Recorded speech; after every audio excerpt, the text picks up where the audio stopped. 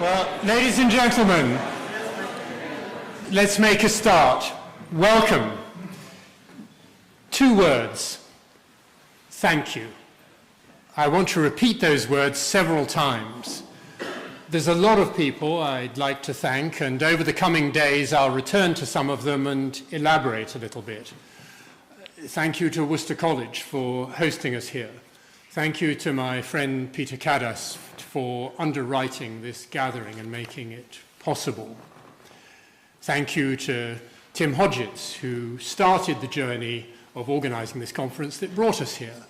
And thank you to Dawn Burnham, who's continued it and delivered us all, as it were, into this room. But thank you, most importantly, to all of you. Thank you for coming. I think we're trying to do something rather brave and rather unusual. To the best of my knowledge, there's never been anywhere in the world ever before a forum or a conference entitled Conservation Geopolitics. To the best of my knowledge, the subject hasn't existed.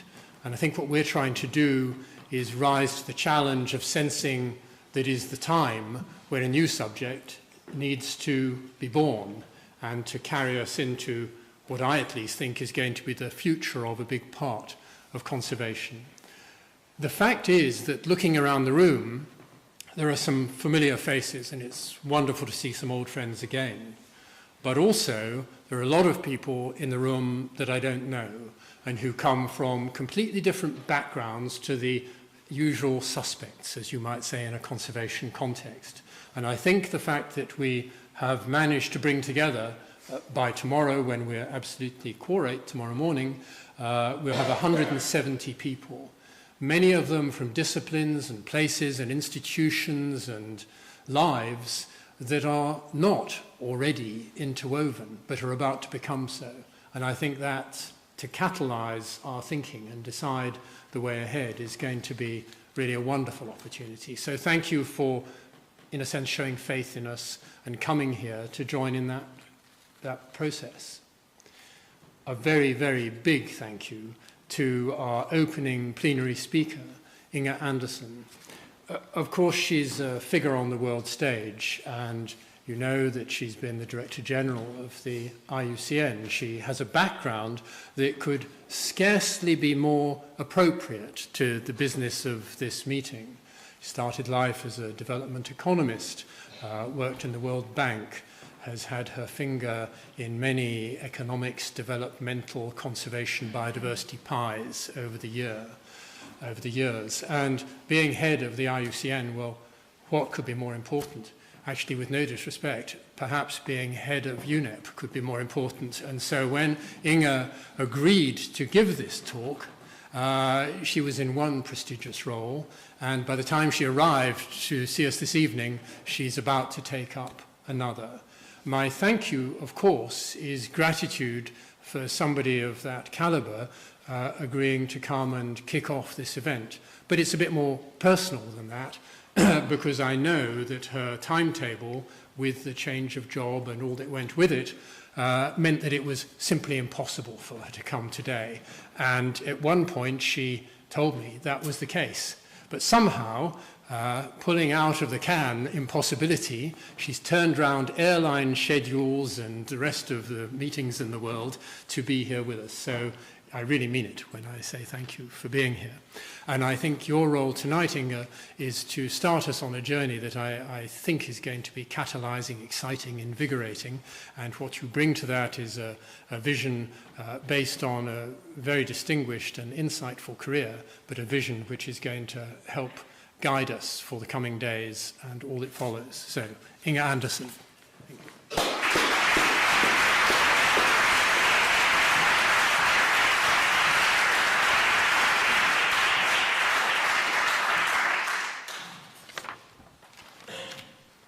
Well, thank you. And while we're just fixing the thing, let me just thank you, David, and thank everyone that is present here for giving me this opportunity. It's certainly a topic that is new and different, and it's a topic that I've long been pondering on, because politics, environment, sustainability, nature, They are so intertwined. And that's what I'll try to talk about today. And I do thank you for giving me this opportunity. So let me begin with a reflection. In the 1980s, in the not too distant past, an iron-fisted dictator, a leader of a regime, wanted to decrease its reliance on the outside world, ensuring that it remained insulated and isolated from dependence on that outside world. Syria. The country's leader, of course, Hafez al-Assad. As part of this strategy, al-Assad wanted to increase Syria's food production and embarked on an ambitious but catastrophic journey. His government led policies to expand farmland from 1.5 million acres in the mid-1980s to 3 million acres by 2000. From the 1970s to the end of the 90s, farmers drilled hundreds of wells and massively expanded the irrigated area by groundwater, of course. And this was coupled with a massive expansion of irrigated agriculture from rivers. So this was a geopolitical move to safeguard the nation's food security. And because of the geopolitical decision that he took, agricultural output boomed. Syria became self-sufficient in cereals for more than a decade and exported wheat to Egypt and Jordan. It became known as the region's agricultural powerhouse, an astounding success. But all was not well. Because in the mid-1990s, I remember my many trips driving across Syria, from Amman, Jordan to Aleppo, where I at that time was working with ICADA, the Dryland Agricultural Research Center. And literally hundreds of kilometers that I drove, I saw salt-encrusted earth and former grazing lands. I saw these fragile rangelands dead. I saw the Fertile Crescent going infertile before my very eyes.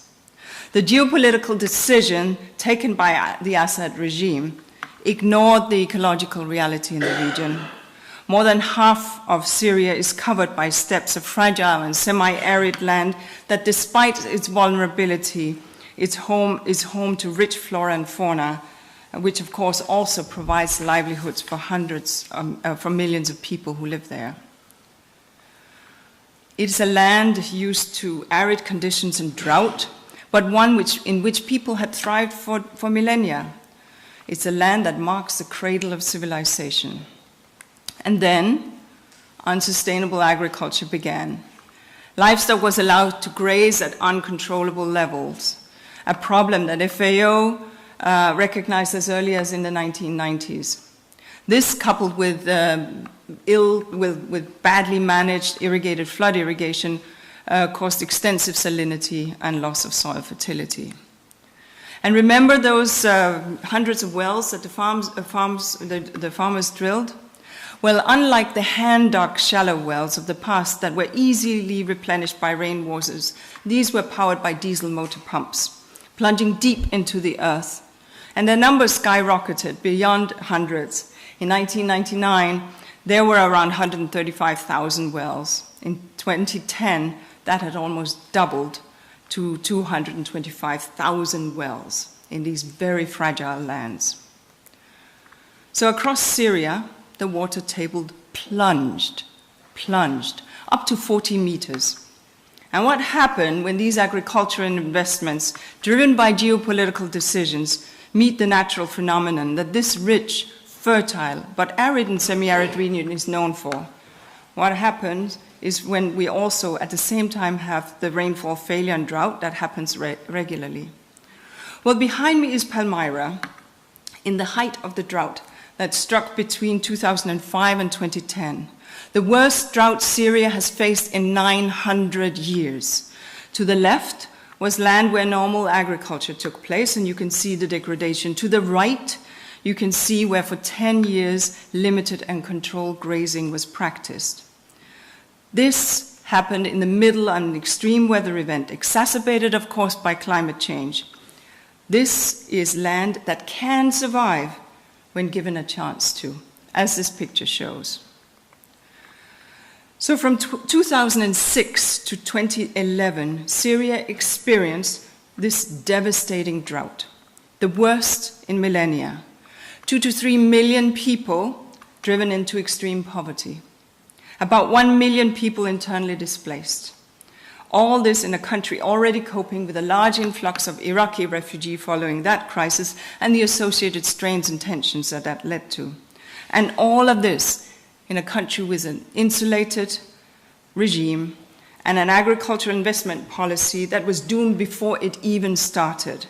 A policy that disturbed fragile soils, a policy that failed to understand how long a time arid and semi-arid systems need to recover once they have been disturbed. And in March 2011, the Syrian Uprising began. It began in Drought, the region where agricultural failure had been the most pronounced, where most people had been displaced, Exactly 8 bloody years later, this devastating toll now lies at 560,000 deaths and 12 million people displaced. A geopolitical conflict of huge proportions. And though conflict never has one single cause, and we should not oversimplify, somewhere in the mix, looming large over the scene, is a natural world. A Syrian farmer displaced by the violence said, "The drought and unemployment were important in pushing people towards revolution. When the drought happened, we could handle it for 2 years, and then we said, it's enough." So, ladies and gentlemen, I opened with this reflection on nature and geopolitics and how they're intertwined. But this awful example is indicative of larger flaws of humanity, one that is ironically also one of our greatest strengths. Fragmenting how we see the world. We as humans have a strong tendency to view the world in a compartmentalized fashion, through the eyes of specialization. This is a great strength because the world is overloaded with information and becoming increasingly so as we get more connected, as technology advances, as population grows. But without the ability to focus, we could be completely swamped, bombarded, and drowned by information when we're trying to solve problems. So at this point, this ability to focus underlies the whole notion of expertise. Dr. Itiel Dror, in the book entitled The Paradoxical Brain, presents a chapter entitled The Paradox of the Human Experience, Why Experts Get It Wrong. And here he succinctly argued that with expertise comes the ability to handle large amounts of information, make sense of signals and patterns, even when they are obscured by noise. And it is in this deep, quick, focused skills gained from expert and research expertise that makes us trust in surgeons and forensic examiners and our researchers. But yet, with these characteristics, they underpin experience. They are at the very same time those that provide and can lead to a detailed sense of loss of breath. For the flip side of deep and focused, of course, is tunnel vision. The risk, of course, that the individual single topic expert will lose her vision to address the problem, risking rigid and narrow solution. Essentially, to a hammer, everything looks like a nail. So now imagine then what happens when we integrate those tunnel visions when we integrate those tunnel vision approaches into the very institutions that govern the world. We get fragmented institutions to deal with an interlinked world. We get silos, individual ministries, individual organizations, like mine, non-governmental organizations that all together look at the world in a way that is not quite all together.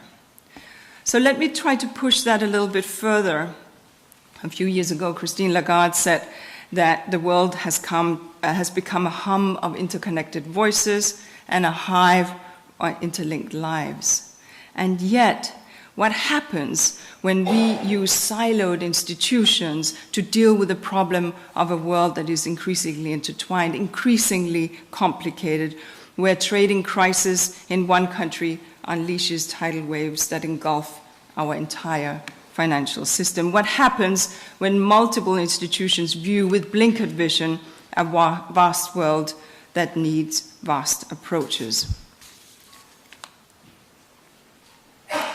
Because blinkered visions can be catastrophic. In 2010 April, the Deepwater Horizon oil rig in the Gulf of Mexico exploded, sending shockwaves through the world. One of the main causes of disaster was silo mentality. Gillian Tett, a Financial Times editor, noted that BP was beset by numerous silos with technocratic geeks scurrying around in their own field and not working together. And unbelievably, the safety monitoring team was not connected to the team that handled day-to-day operations on that ill-fated oil rig. And the result? 11 victims lost their life. Almost 800 million liters of oil spilled into the coast on Louisiana, Alabama, and Mississippi, possibly creating permanent damage to those fragile lands, the worst oil spill in US history. And so, what of the greatest catastrophe of all? The collapse of the natural world that we are causing, the impact of which is now lashing at millions of people. A chronic catastrophe, years, decades, centuries in the making. We are in the middle of the sixth extinction crisis. We are pushing beyond the planetary boundaries. Are we joined up enough to address these? Do we have the institutions that can connect us? Because this requires broad thinking, much broader than anything else we've done before. We will not solve the world's largest problems if we do not lift our sight and look deeper into the horizon and figure out how we're going to connect ourselves into that bigger landscape. That is a challenge before us. I used to work in the World Bank, and then the World Bank started out by working on infrastructure and rebuilding, as everyone knows, in the post-Second World War era. At some point, it turns its attention to infrastructure in the Americas, Africa, and Asia. And at some point, it realized infrastructure was not the answer, and it needed to bring more social development, health, education. And it began to hire people beyond economists. It began to hire people with the social sciences. And slowly but surely, it moved ahead so that it could get there. But this was just one institution. How about getting the whole society's vision out of that narrower line? That's why we need to push humanity to join the dots. And that's where perhaps the Sustainable Development Goals are important, because they provide an excellent example of the ambition that the world's leaders have come around in 2015 agreeing to. These 17 goals that lays out what the world could look like if we develop this. They are intertwined, and each goal links to others. And we cannot achieve one if we don't work on all of them. Just one example, Goal 6, providing clean water and sanitation for all, for instance. Sounds easy. Water stress affects over 2 billion people, and this number will only increase as global population grows and climate change becomes more extreme. And what accounts for 70% of the world's water withdrawal? Agriculture. And yet, we all have to eat, which, of course, is becoming ever more intense as more people demand their protein from more water-intensive ways. And so for humanity to meet the needs of a growing population, to ensure hunger, we are putting pressure on water. But what supplies the water? Thank you. That's so sweet. What supplies the water? And here comes the water. This is unbelievable. As if on cue. All right. And what supplies the water, other than these two kind ladies? What supplies the water, of course, are the world's fresh water, the world's forests, the watersheds, and the wetlands. And that's Goal 15, protecting life on land and its biodiversity. So slice and dice the Sustainable Development Goals any way you want, and you will find brightly colored paths tying each goal and each target to many others, coming together in this tapestry of hope and optimism that the world is striving to complete by 2030. And yet 2030 is only 11 years away, just over a decade, And that makes me extremely nervous. Because let me take you back 10 years. 10 years ago, in 2009, the United States was basking in the glow of electing Barack Obama, its first African-American president. The science fiction blockbuster Avatar burst onto their cinema screens, for those who remember. And the world met in Copenhagen for COP15, seeking to hammer out a binding climate deal. I was there. I remember the banners welcoming us to Copenhagen, being hopeful. As the negotiations went on, we began to joke that we were going for Brokenhagen. And this was averted with a non-binding agreement that settled on 2 degrees and $100 billion a year by 2020 was reached. The Maldivian Prime Minister gave a moving and very important emotional speech declaring that we are all Maldivians. And as the masses were leaving my town, Copenhagen received a massive snowstorm, covering my city in 1 billion diamonds glinting in the snow and the sun, and thus returning to what we refer to as Snowpenhagen. But to me, these 10 years seem just like yesterday. Time flies in the blink of an eye. So what were you doing 10 years ago? What momentous things happened in your life? Just quickly, these 120 months have flown by. And that's what worries me, because in another year, we are supposed to end poverty. We are supposed to end hunger in 10 years. Everyone in the world will have access to clean water, good health, well-being, and our oceans and seas will be forever safe and secure in a sustainable development. I think you can see why I'm nervous. And if we do not get nature right, if we do not have the right relationship with the natural world, if we do not protect our environment, how can we possibly ensure that ecosystems produce sufficient food to end world hunger? How can we produce and deliver water to those that are today unserved? How can we secure life below water and life on land? How will our crops be pollinated? How will we protect coastal communities from rising waters and ever more intense storms? How can we create stable and peaceful society that do not live on the edge of existence, one bad harvest away from calamity? Without nature, without nature's infrastructure, its forests, its wetlands, its species, this is simply not possible. But that's the thing. If we want to achieve the 2030 goals, we have a powerful friend, and that is nature. That is our ally. That is nature itself.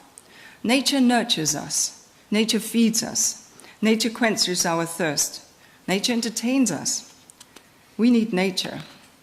Nature does not need us. If we get nature right, it'll help provide decent work and prosperity for thousands of small and large-scale communities around the world. A WWF's Living Planet Index last year showed us nature is worth, they estimated, $125 trillion, something we cannot even imagine what it is. But if we compare that to the 80 trillion that makes up the gross world product in 2017, it begins to tell us something. Indeed, on a global scale, about half of the world's population rely on nature for their jobs and their livelihoods. So if we get nature right, it will deliver stability and growth. Deloitte found that the Great Barrier Reef, one of the 7 natural wonders of the world, is worth 56 billion Australian dollars to the Australian economy. It employs 39,000 people, and it is linked to another 25,000 jobs upstream and downstream. So nature gives us our jobs. And if we get nature right, we have immeasurable assistance in getting climate mitigation and adaptation right during the transformation period when we are getting out of hydrocarbons. Though climate change wreaks havoc on biodiversity, strong and healthy ecosystems such as this help us fight the worst of its effect. Seagrass meadows, and how beautiful they are, for example, do not just serve as crucial nurseries for young marine life. They are also the world's second most efficient ecosystems at storing carbon. So nature protects us from climate change. And if we get nature right, we will have moved so much closer to making cities sustainable. Take a look at the Brazilian city of Curitiba, which has been studied for many years by planners and other urban enthusiasts and urban planners. From the 1970s onwards, mayors of Curitiba have experimented with ways to get nature right. They've invested in green spaces for the city of 1.8 million. They've invested in green spaces that provide flood protections at time of high rain. They've invested in recycling and bus rapid transit and much more. And here nature makes cities livable, healthier, and safer. And as children grow up with access to green spaces, their cognitive skills get stronger. And of course, nature is behind geopolitics too, as a threat, as a multiplier, but also as a cure and as a friend. If we get nature wrong, conflict goes up, such as what we've seen in Syria with this catastrophic consequences. On the most basic level, abnormal fluctuations of temperature, which the world is seeing with ever-increasing frequency thanks to climate change, are linked with increased incidences of war and conflict. According to researchers from Stanford and UC Berkeley, a warming climate coupled with the associated droughts, harvest failures, population movements, and competition for natural resources could potentially mean that conflicts in Africa could claim an additional 400,000 lives by 2030. And because we are getting nature wrong, waves of people are being pushed against their own will from their homes, from their livelihoods, causing great geopolitical instability. Climate-related catastrophes that we know have risen in prominence and now account for more than 80% of all major disasters reported worldwide. And with drought itself causing over 80% of the damage and losses suffered by the agricultural sector. So that does not bode well for the world or for world peace when at the same time, where we have seen for the longest time hunger goes down, when at the same time hunger has increased. It has increased from 780 million in 2014 to 825 million in 2017. That's around 1 person in every 9 on this planet going to bed hungry. That increase of 37 million that you see here is almost equal to the entire population of Poland going hungry, added to the already 784 million going hungry in 2014. The 2011 East African drought led to desperate southern Somalians fleeing to neighboring countries such as Kenya and Ethiopia, with many families split, lives broken, and extreme hardship suffered by so many. Climate-related disasters forced 18 million people to leave their homes in 2017, either displacing them within their countries or forcing them to become refugees elsewhere.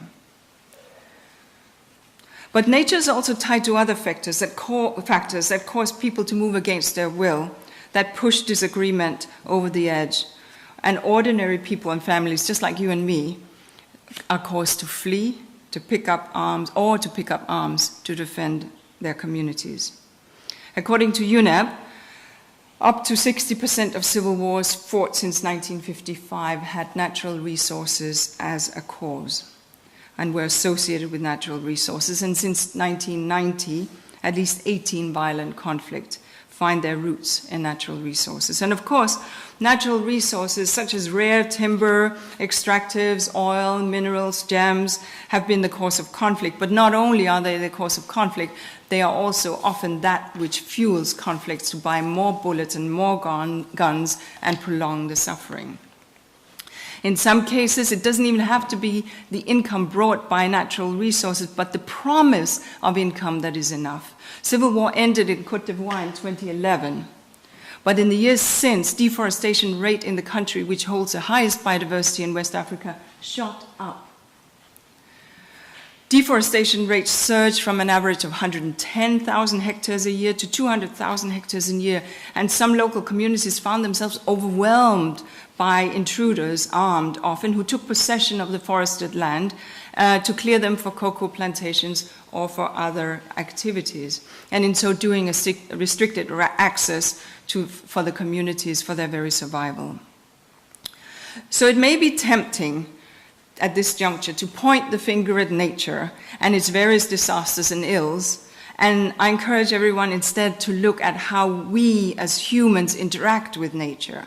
It is we who manage our relationship with the natural world, and that hugely, the manner in which we manage that hugely determines how nature impacts on us.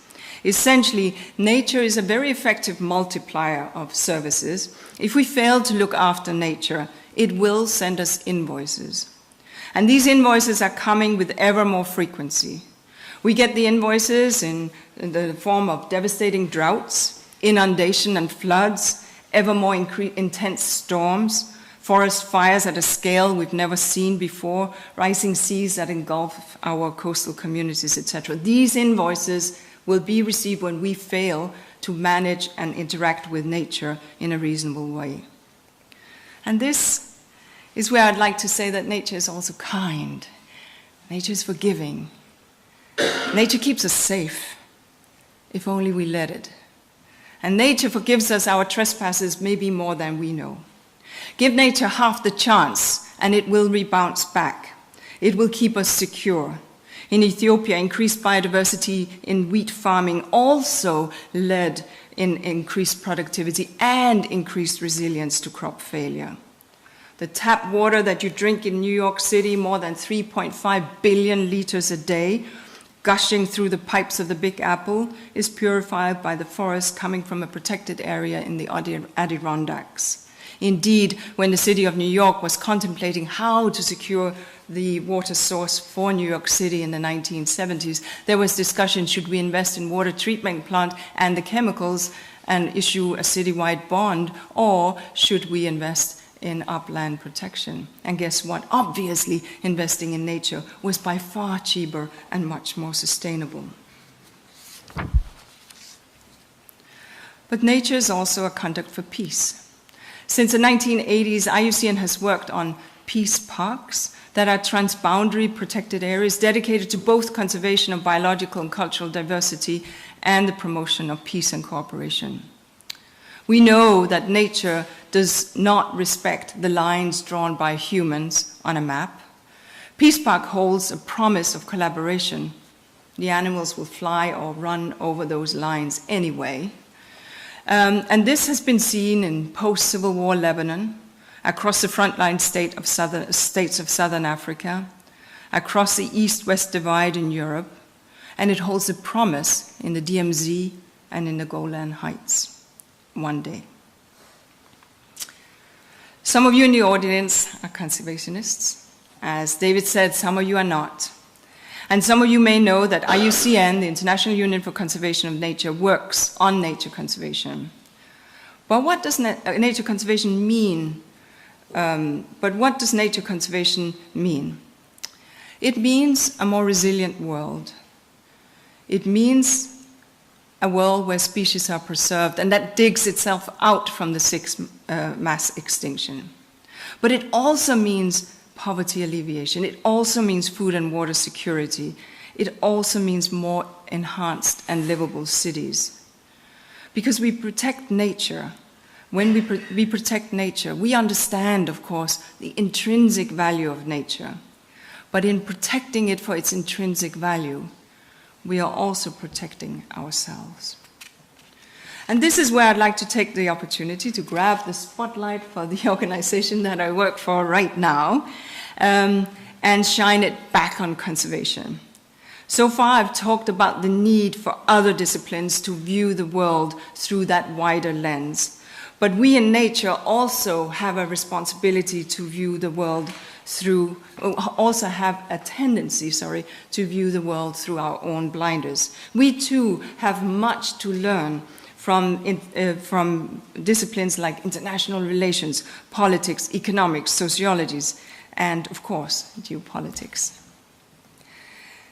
It was only after applying economics to conservation that we could start to show to others just how valuable the natural world was and is through the ecosystem services that it provides. Much rejected by some conservationists as putting dollar notes on trees. However, to many of us who instinctively know nature to be priceless, what's the use, our knowledge of knowing its pricelessness, if we cannot persuade those who sit in finance and policymakers and business leaders just how useful and just what benefits nature brings in terms of dollars and cents? Knowledge from psychology allows us to understand how humans think about the natural world and how it influences behavior in turn. For instance, psychology professor Robert Cialdini recounted how officials in Arizona's petrified national forest had a problem. Many park visitors were stealing bits of wood from the national park, at some point more than a ton a month. So they allowed Cialdini and his team to place prominent signs that read, "Your heritage is being vandalized every day by theft losses of petrified wood up to 14 tons a year, mostly one small piece at a time." But if they had psychological know-how, they would have realized that this sign, far from being discouraging, in fact, encouraged such behavior. It normalized it. So they tested it and they put up another sign, "Please don't remove," etc. And guess what? When they put up the second sign, theft dropped by 5 times. This sign, 5 times more. So psychology and how we convey nature to nature's visitors also matters. And of course, I am here in Oxford, and researchers, many of whom are very involved in this conference, Timothy Hodgetts, Dawn Burnham, Amy Dickham, Ewan MacDonald, and David MacDonald, have published this paper and last year that showed how we should understand how geopolitical issues like borders and people moving across these borders can affect conservation issues. And they say quite rightly that combining both the rich fields on knowledge of conservation and geopolitics would allow environmentalists to enhance our strategies when working on developing interregional and intercountry agreements. So from a conservation point of view, how can we then be part of an interconnected world for the 2030 vision, that vision of the Sustainable Development Goals? Nature, especially biodiversity, is so linked to the Sustainable Development Goals. We therefore need a biodiversity target around which the world can rally.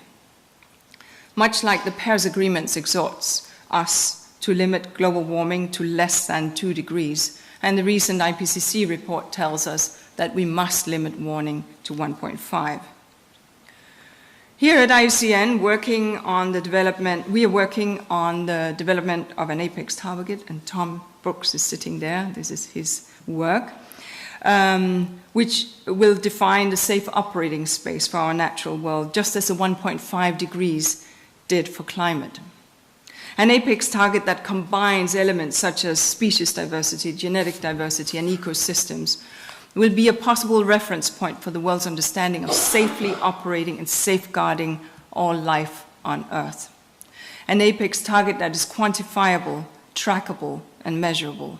And from this apex target, once defined, IUCN will derive science-based targets disaggregated from the grand apex target for actors like industrial sectors, cities, companies, and indeed countries themselves. These targets will all build, obviously, on the Biodiversity Convention and the Aichi targets set in 2010, and this 10-year plan to stabilize the Earth ecosystems. These targets must, of course, be aligned with the Sustainable Development Goals, but they should be available such that we can all track ourselves just like we track ourselves on the Celsius scale with respect to climate. At this moment, in this Anthropocene, in our time, in our hands, we, the people alive today, on this one planet, the only planet that we have, We hold a responsibility that has never before faced humanity. What we do or what we do not do will forever determine the future of humankind and of our planet. We bypassed the 410 parts per million in 2018, and we are set to blow past 411 parts per million in 2019. Ice core drillings tell us that not since 800,000 years ago have we seen these levels of CO2 in our atmosphere. Homo sapiens walked out of Ethiopia and Kenya 200,000 years ago. Never before have humans inhaled CO2 in this high concentrations as we do now. The IUCN World Conservation Congress, that will happen in June of 2020, is the largest and most inclusive conservation forum in the world. We look forward, of course I won't be around, but I will be there nevertheless, to that Congress. But the world is demanding action. Our children are demanding action. Greta Thunberg has shown, and the Friday strikes for action are there for us all to see. And the Secretary General of the United Nations has called, therefore, for 5 priorities for his summit that will take place in September of 2019. And he has expressly said, I have 5 priorities: ambition, ambition, ambition, ambition, and what was the last one? Ambition. And that is because our children are demanding it, our planet is demanding it. The IUCN Congress will be critical, a critical moment when the world will come together to form alliances and allegiances around this. Here, thousands of participants will converge in one city, the city of Marseille. You can go there by boat and by train if you want to follow Greta Thunberg, or you can take an EasyJet flight. But you can get there and be part of the conversations of the global community, conversations of the global conservation community. But the IUCN Congress is not alone. Many in the environmental community are calling 2020 the super year.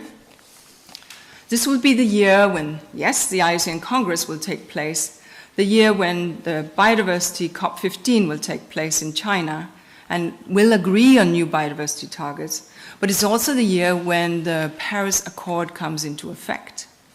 This is our vision that we have agreed, and our planet and its sustainability hangs in the balance.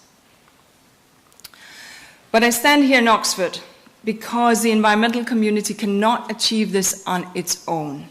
We cannot and will not realize a sustainable world if we do not engage all the players in that world.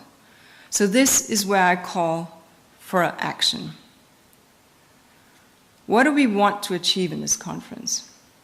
We want to develop a new intellectual approaches that combine conservation and geopolitics, that understand the interlinkages, that recognize the deep links between the two fields.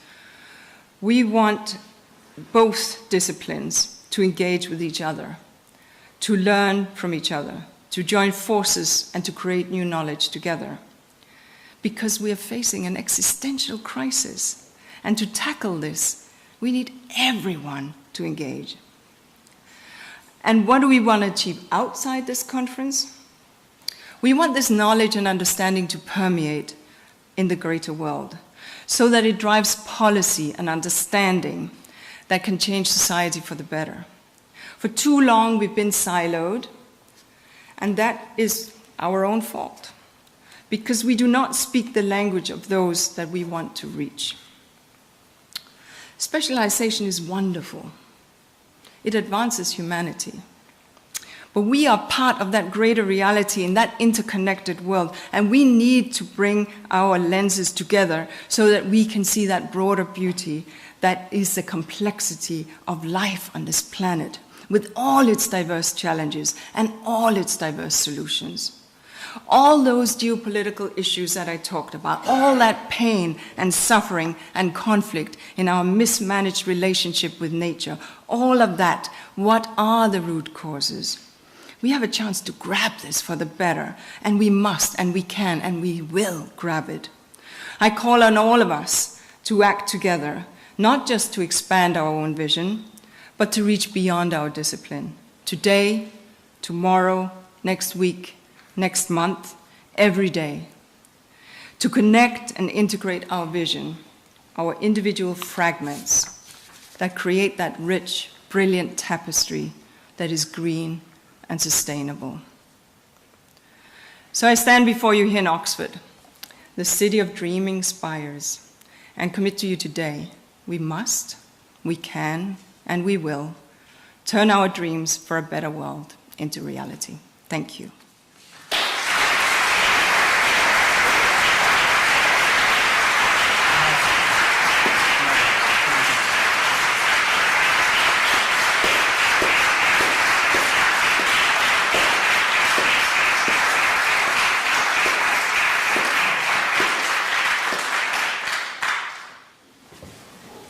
Wow. Those two words again, thank you. So Inge has very graciously said that she's happy to take some questions, so the floor is yours. Yes. What do you think is the biggest challenge in mainstreaming ecosystem conservation or biodiversity conservation in current developmental sectors, quote unquote, especially in the face of widespread corruption and hunger for quick results? Thank you. Thank you very much. So there's been a lot of experimentation around ecosystem services, as you no doubt know, and getting that into national accounts and on the books of treasuries and having an understanding of the value of that. But as long as we are in a way taxing the goods and not the bads, that will drive a certain behavior. What we need to think about is how we will shift some of these things. Today, if I run a company, my short-term parameter is one that I can fish the seas empty, not quite, but that might be I can optimize my profits for a while. I can do illegal fishing, and that will optimize further my profits for a further while. There hasn't been a full understanding that, when this comes back to integrating the various strands of how we need to integrate how we do our national accounts, how we value those services that do not pay a profit directly, but that secures very humanity, and how we ensure that we have a longer, deeper vision. It has been attempted, as you well know, but and the UN is playing around with this, looking at, and the World Bank looking at valuation of ecosystem services and wealth accounting. But nobody, including the UK, has dared to take it mainstream. I believe that at this time there is not appetite, political appetite, for making it happen. But I also understand that more and more there are companies that realize that actually it is their very supply chain, they're cutting the very trunk upon which their companies are growing. And so some companies are beginning to lean in. But whenever I speak with CEOs, they're saying, well, but we want a level playing field. And the competition from this part or that part of the world is not adhering to the same standards that we try. So there's clearly a need for this to happen. But I think it'll take the demand of the many to have a deeper understanding that without accounting for the services that nature provides, we will not get there. And finally, unfortunately, it seems that human nature, and this is back to psychology, and there's probably people here who know, there will be people here who know much more about this than I. We can only really deal with catastrophe when it is right in our face. We don't like to talk about death, but we all know we have to die. And similarly, we do not like to talk about these complex issues because they seem a little they are not even 1 or 2 electoral cycles out. They are further out. But this is where this deeper long-term thinking is absolutely necessary. So I can't give you the answer, but I can give you that it is in places such as this and beyond that people need to push for this, for an understanding of the natural world and its services that it provides. I believe, finally, that there is a beginning understanding of this in some quarters. At the European Union level, they are now playing around inside the global agricultural policy with the next edition of the policy, and we can have many problems with the policy. However, with the next edition of the policy that would pay for ecosystem services, we need to have a just transition also for the farmers. They need to be part of the solution. We don't want yellow vests and people feeling excluded. So for that to happen, we need to find ways of putting money in people's pockets to have nature-positive farming and nature-positive interaction. Thank you. Great.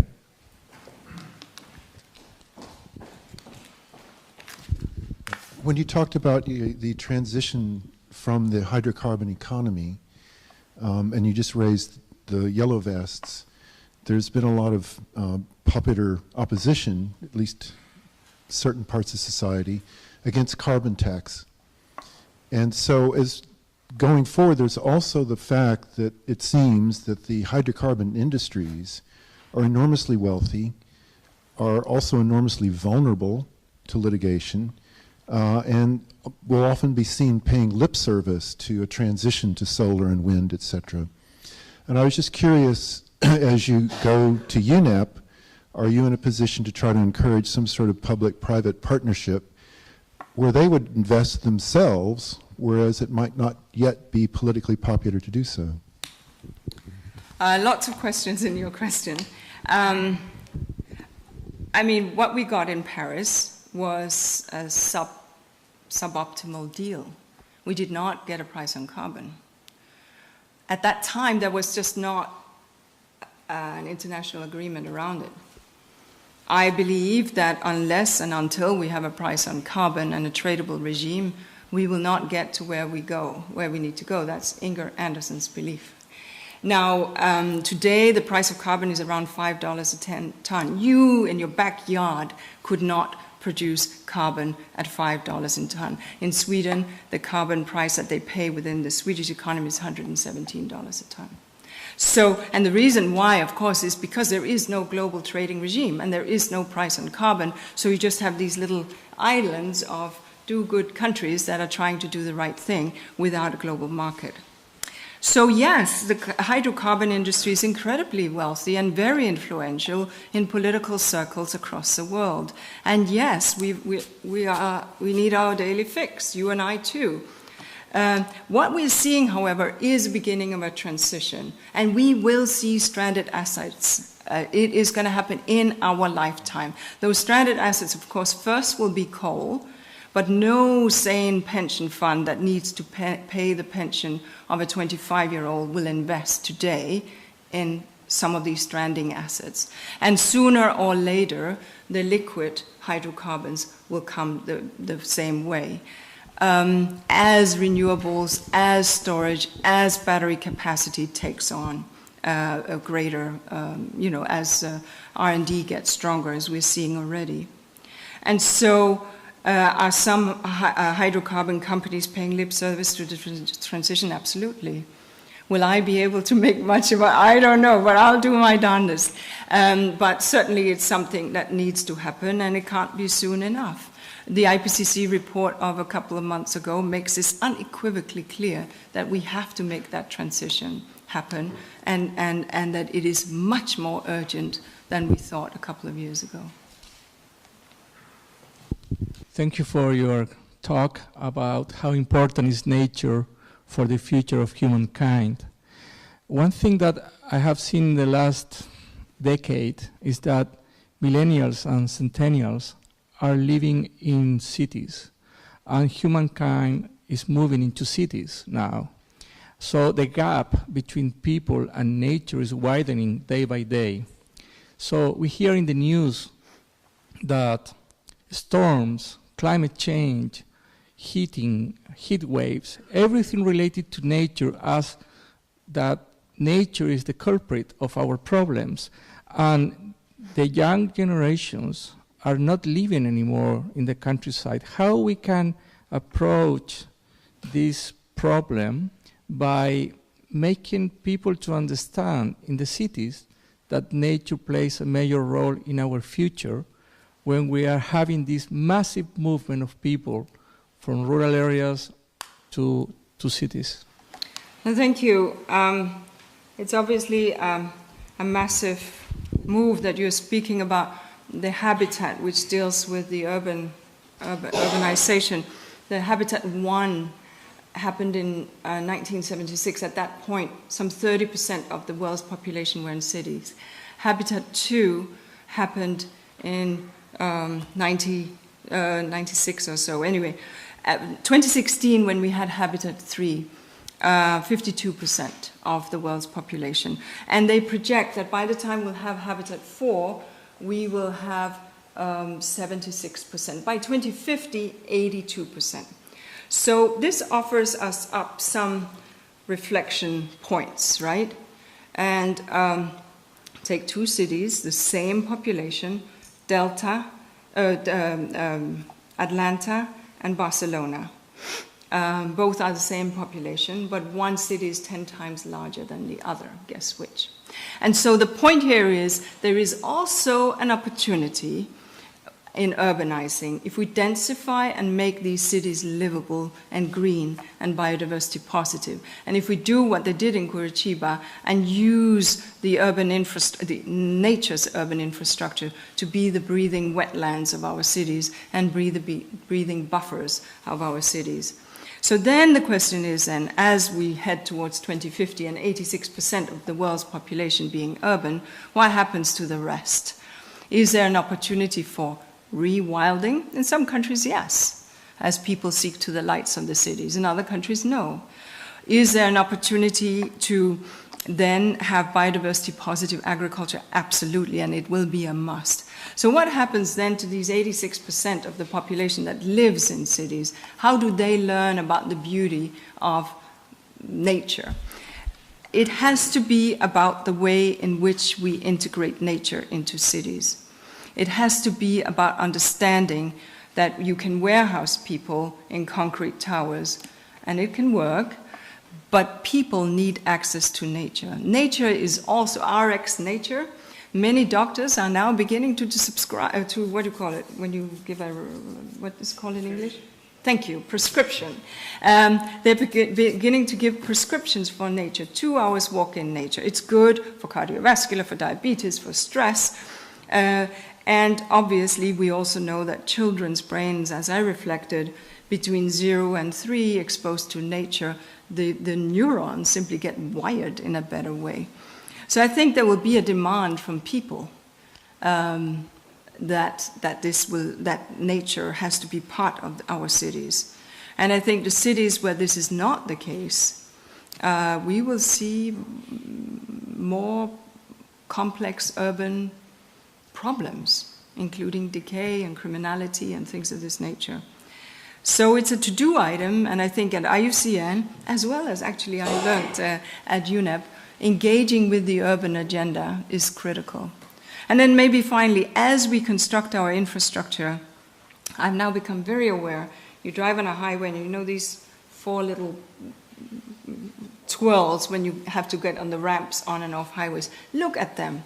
Are they wetlands? Are they mowed? Are they meadows? What happens there? Because each of these little pockets in how we design this interference with nature, we have an opportunity or not to let nature be. And I think we all vote, we all have a say, and we should demand some of these things in our local communities as well. Much of what you're talking about is about the dynamics of capitalism, but you haven't mentioned the word capitalism. So my question is do you think the bright future for the environment is possible under the conditions of capitalism as it's currently constituted?